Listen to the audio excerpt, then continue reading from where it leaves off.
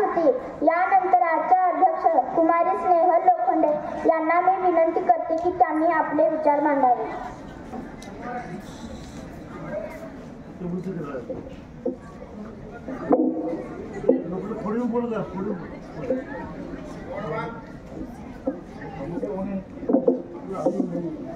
सन्माननीय व्यासपीठ व माझ्या मित्रमैत्रिणींनो, सर्वांना नमस्कार।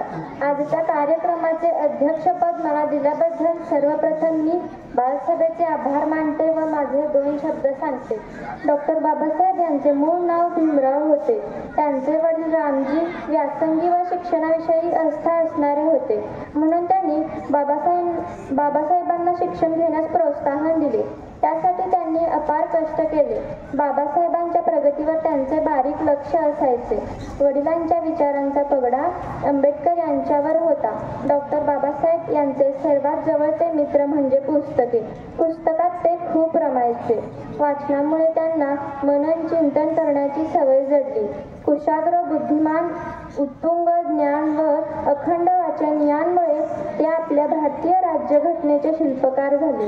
या थोर कर्तृत्ववान शिल्पकाराला अभिवादन करून मी थांबते।